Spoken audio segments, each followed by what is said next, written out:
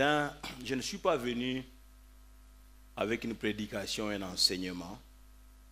Ce matin, je suis venu tout simplement rappeler à quelqu'un que Dieu nous avait donné un nom. Dieu nous a donné un nom. Alléluia. Peu importe les réalités de la vie, que tu passes par un temps béni ou un temps que tu jugerais pas très bien dans ta vie, je suis venu nous rappeler que nous avons le nom de Jésus. Le nom de Jésus-Christ est fort, il est puissant, il est redoutable, le nom de Jésus. Le nom de Jésus, c'est une source, c'est la source de salut. C'est la source, voudrais-je dire, de salut. Une source qui est une source de refuge. Le nom de Jésus-Christ. On sait se réfugier dans ce nom-là. La Bible dit que le nom de Jésus-Christ est une tour forte. Les justes se réfugient et se retrouvent en sûreté. Le nom de Jésus-Christ, pas seulement une source de salut, mais c'est aussi une source protectrice. C'est une source de protection durable. Le nom de Jésus-Christ. Alléluia. Alors j'aimerais t'inviter à lire avec moi Actes des Apôtres, d'abord chapitre 4, versets 5 à 12. Et nous lirons aussi Matthieu, chapitre 1er, versets 18 à 21. J'aimerais être le plus court possible pour que toi et moi, nous ayons aussi quelques minutes de nous replonger dans la prière. Je disais Actes des Apôtres, chapitre 4, à partir du verset 5.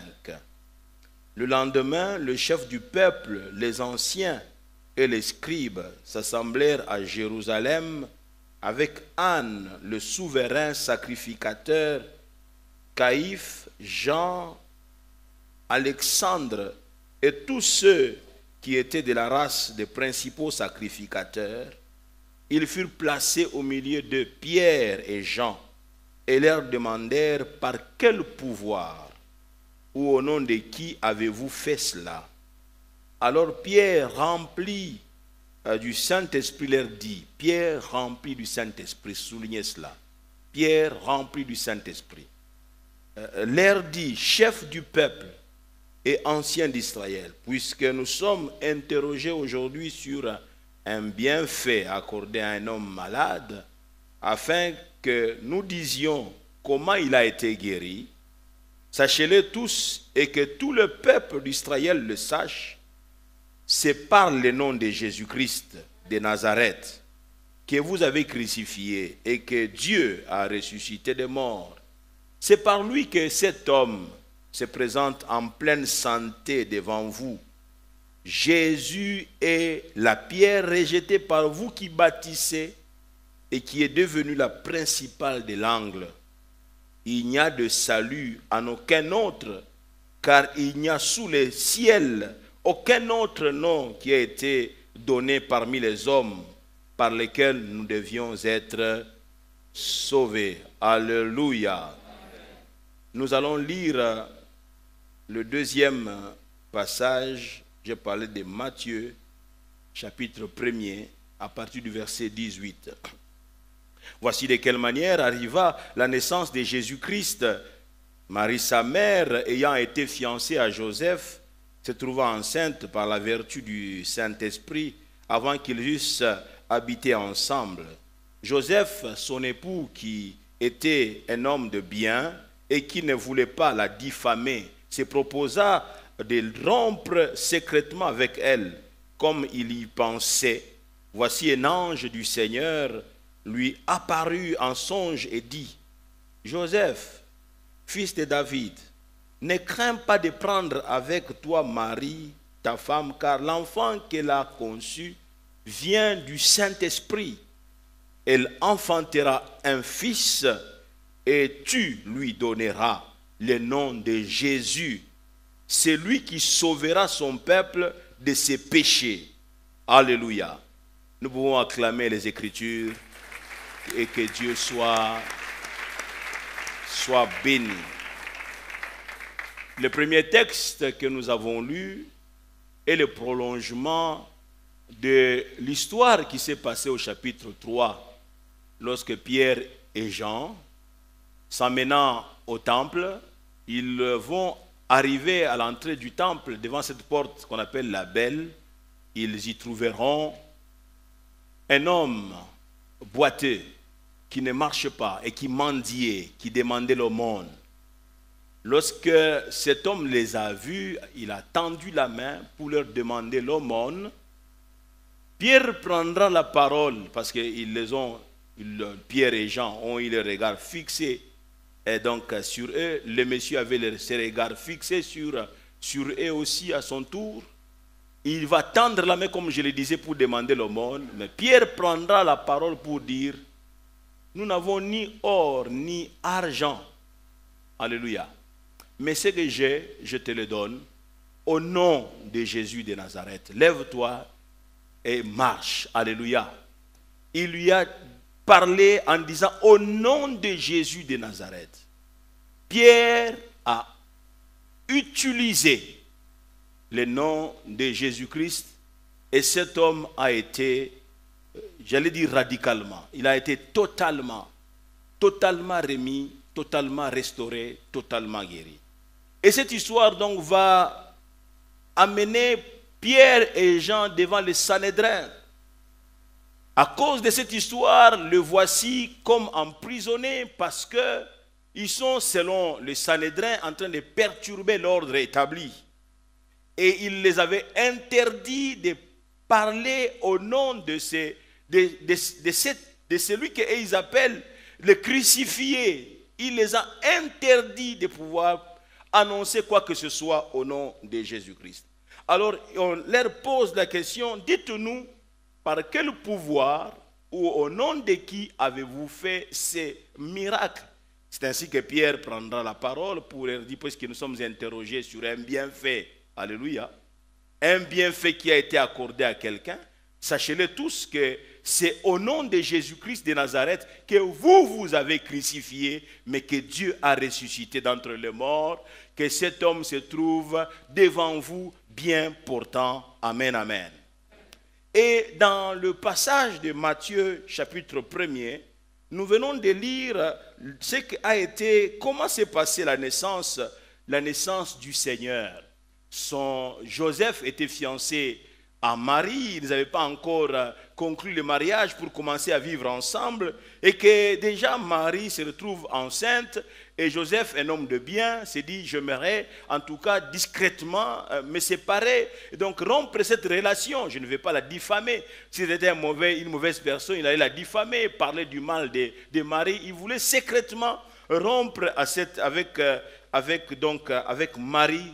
C'est à ce moment-là que l'ange de l'Éternel intervient et dit à Joseph, fils de David, il dit: ne crains pas de prendre avec toi Marie, ta femme, car l'enfant qu'elle a conçu vient du Saint-Esprit. Alléluia. L'enfant qu'elle a conçu vient du Saint-Esprit. Et toi, tu lui donneras le nom de Jésus. Tu donneras à cet enfant le nom de Jésus. C'est lui qui sauvera son peuple de ses péchés. C'est déjà la définition du nom Jésus. Il dit: c'est lui qui sauvera son peuple de ses péchés. C'est lui qui sauvera le peuple. Amen, amen. Et j'aimerais déjà faire mise au point ici, c'est que Josué comme Jésus ont la même racine. Ils ont la même racine, c'est-à-dire qu'ils ont comme signification Yahvé sauveur. C'est ainsi que l'ange parlant à Joseph dit que toi, Joseph, tu donneras à cet enfant qui va naître, tu lui donneras le nom de Jésus. Et point virgule, il dit: c'est lui qui sauvera son peuple de ses péchés. Jésus comme Josué ont la même signification. L'Éternel notre salut, alléluia. Yahvé sauveur. À propos du salut, vous allez voir que à propos du salut dans Romains 1, chapitre 16, Paul, s'adressant aux Romains, dit: car je n'ai point honte de l'évangile, c'est la puissance de Dieu pour le salut de quiconque croit. Amen, amen. Un commentateur dit que lorsque Jésus grandissait, parce qu'il a grandi comme tout autre enfant, il avait des amis dans les quartiers et ils avaient le temps d'aller jouer. Et quand ses amis venaient et criaient, et donc dehors de la maison, il l'appelait Sauveur, Sauveur, viens, nous allons aller jouer. Parce que c'est ça son nom. Sauveur, Yahvé Sauveur. Sauveur, Sauveur, viens, nous allons aller jouer. Comme on appellerait Patrick, Patrick, viens, on va aller jouer. Là, on l'appelait Sauveur, Sauveur, viens, on va aller jouer. C'était toute sa destinée. Alléluia. Et lorsque sa maman venait le chercher aussi sur la place publique, il l'appelait Sauveur, Sauveur, reviens à la maison. Il n'était pas encore mort à la croix, mais son nom parlait. J'ai pensé que j'ai parlé à quelqu'un. Son nom était en train de transmettre le message. Jésus veut dire, il y avait Sauveur. Oh, alléluia, il y avait Sauveur. Je n'ai point honte de l'évangile, car c'est la puissance de Dieu pour le salut de quiconque croit. Comme nous l'avons déjà dit plus d'une fois, les mots hébreu et grec pour donc parler du salut. Le mot hébreu et grec pour salut comporte l'idée de délivrance, de sécurité, de protection et donc de guérison, mais également de santé spirituelle. Lorsqu'on parle donc du salut, on voit cela, on voit la délivrance, on voit la sécurité, on voit la protection, on voit la guérison, on voit la santé spirituelle. Alléluia. Le salut est donc le grand mot de l'évangile, le salut. C'est le grand mot de l'évangile. Et lorsqu'on parle du salut, ça englobe tout l'homme. Dieu, quand il vient sauver, il est venu sauver tout l'homme, corps, âme et esprit. Dieu n'est pas venu seulement s'occuper de ton esprit. Il est venu s'occuper de ton esprit. Mais il n'est pas venu seulement s'occuper de ton esprit. Il est venu s'occuper aussi de ton âme. Mais il n'est pas venu seulement s'occuper de ton âme. Il est venu aussi s'occuper de ton corps. Alléluia. Ton âme l'intéresse. Ton esprit l'intéresse. Mais ton corps aussi l'intéresse. Parce qu'il sait que ton âme et ton esprit sont portés par le corps. Oh, alléluia. Oh, alléluia. Il n'y a de salut en aucun autre, dit l'apôtre Pierre. Il n'y a de salut en aucun autre, si ce n'est dans le nom de Jésus-Christ. En répondant à la question devant le Sanhédrin, par quel pouvoir ou au nom de qui avez-vous fait cela? Pierre prenant la parole au verset 9 et verset 10, j'aimerais revenir dans les textes.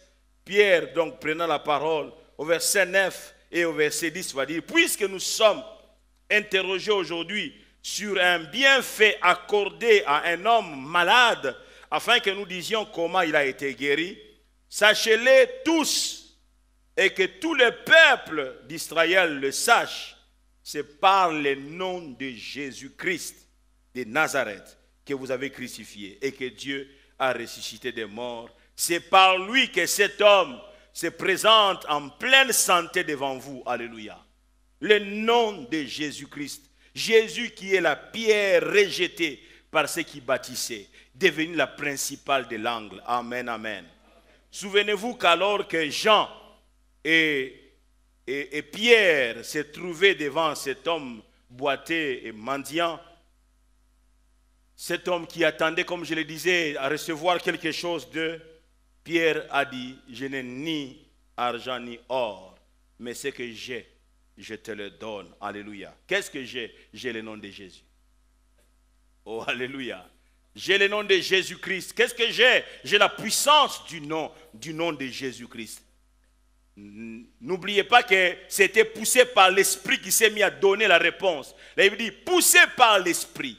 Si ce n'était pas le Saint-Esprit, Pierre n'allait pas avoir le courage de tenir un tel discours devant ces Sanhédrins. Il allait trembler, il allait paniquer. Hier, autrefois, il a paniqué devant une petite femme. Mais devant ces autorités ecclésiastiques, autorités politiques et autres, Pierre se tient gaillardement en train de tenir ce discours. Comment? Poussé par l'Esprit de Dieu. Et il dit, c'est au nom de Jésus-Christ de Nazareth que cet homme se trouve devant vous en bonne santé. dans un domaine ou un autre de la vie, dans un domaine ou un autre de ta vie, toi aussi, peut-être que tu es bloqué quelque part, incapable d'avancer, puisse le nom de Jésus-Christ te lever. Puisse le nom de Jésus-Christ te donner de te lever. Puisse le nom de Jésus-Christ te donner d'aller dans la bonne direction de ta vie. Oh, alléluia. Le nom de Jésus est puissant, bien-aimé dans le Seigneur. Le nom de Jésus-Christ, quand on l'invoque, le royaume des ténèbres panique, le royaume des ténèbres tremble. Le nom de Jésus-Christ. Avez-vous déjà fait l'expérience? Alors que vous êtes attaqué par les mauvais esprits, vous invoquez le nom de Jésus-Christ. Alléluia. Lorsque nous sommes venus au Seigneur, nous avons cessé de crier « Maman !» Désormais, nous crions « Jésus !» Alléluia.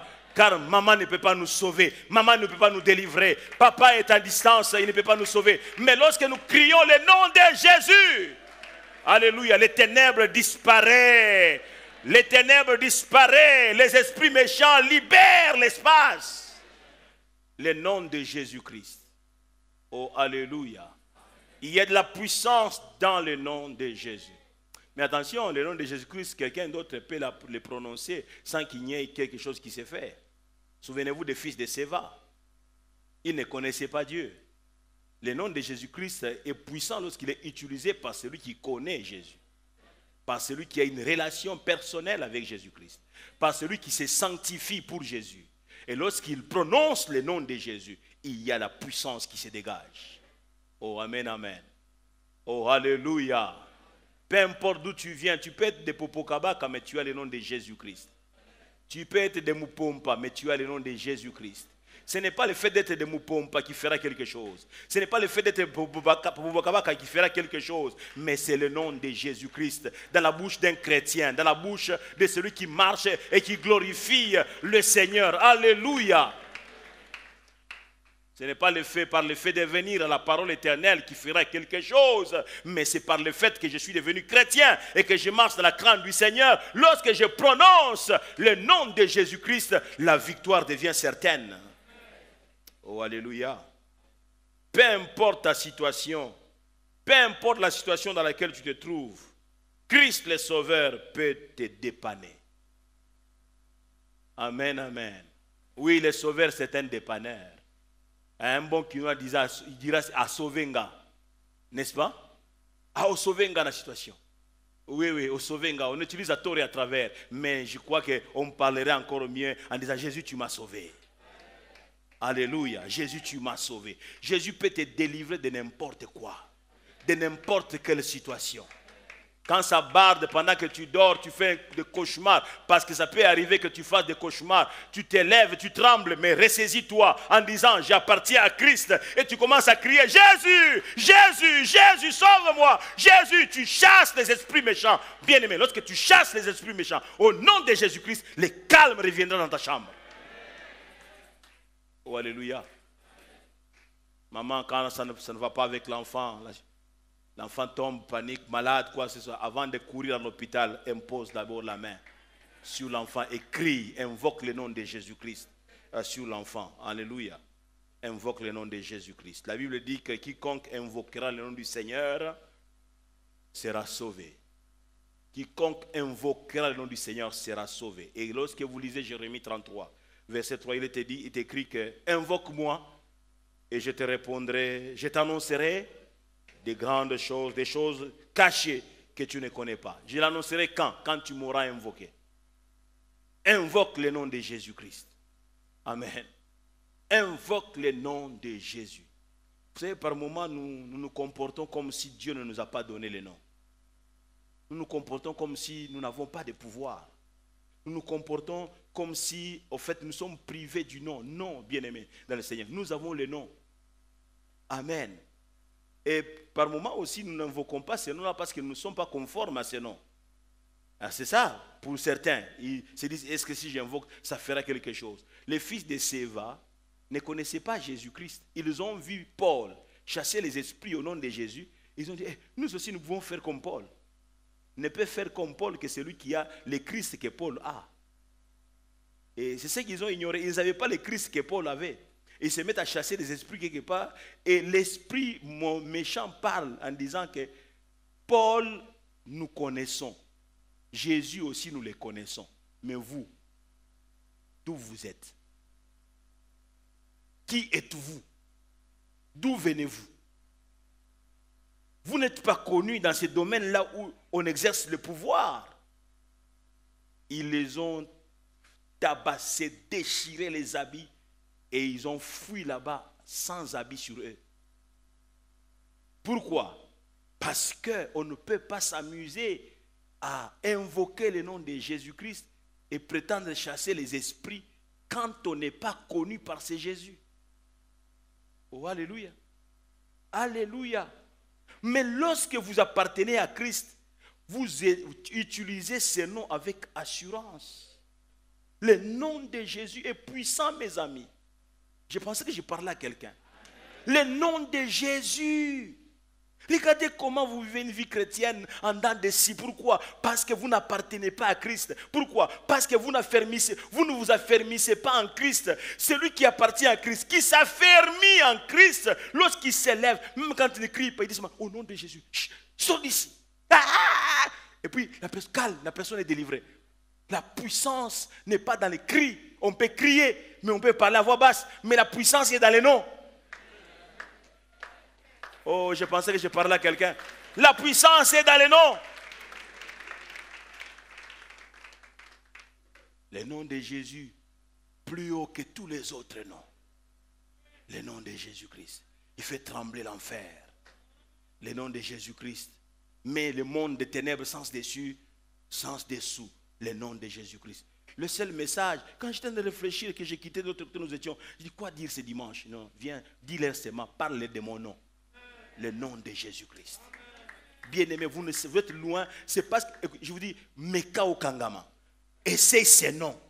Essaye-les tels que je te le dis là. Tu es d'abord au Seigneur, tu vis dans te sanctifiant. Maintenant, essaye ces noms-là. Si ça ne tient pas, viens me dire que Kali, tu as menti. Le nom de Jésus-Christ. Alléluia. Et j'ai fini par cette anecdote. Donc, ce livre, donc un homme qui a écrit sur le monde, le royaume des ténèbres, quelque chose dans le monde des esprits. Et les démons ont été en mission pour troubler les chrétiens. Et puis, chacun est venu faire son rapport. J'ai vu des chrétiens qui allaient dans une convention, ils ont pris l'avion, j'ai perturbé l'avion est tombé, ils sont tous morts. Les patrons, je ne cite pas son nom, disent, mais vous avez fait un travail inutile. Ils sont morts, mais ils sont rentrés au ciel. Ils sont allés dans la maison de leur père. Et un autre dit, j'ai dérouté un train. Tous les chrétiens sont morts. Il dit, mais oui, toi aussi, c'est la même chose. Mais un autre s'est transformé en mouche dans une église. Et quand on prêchait la parole, il allait aux oreilles des gens. Les gens, au point qu'au lieu de suivre la parole de Dieu, il s'occupait de la mouche. Quand il a fait son rapport, il dit, tu as fait un très bon travail.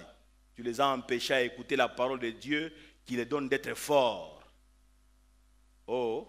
Mais un autre dit, je suis allé dans un endroit où on a trouvé des chrétiens, ils étaient en train de chasser nous chasser dans les corps des gens, chasser les démons. Ils ont dit, au nom de Jésus. Dès que ces démons ont crié, au nom de Jésus, le diable est tombé par terre. Il s'est relevé en disant, il ne faut jamais citer ces noms-là ici. Effectivement, bon, j'ai cité les noms qu'ils ont, mais dès que c'est sorti de sa bouche, tout le monde est tombé. Le nom de Jésus-Christ. Oh, utilise le nom de Jésus-Christ. Tu as raison d'acclamer, nous allons nous lever de partout là où nous sommes. Est-ce qu'on peut bien acclamer le Seigneur?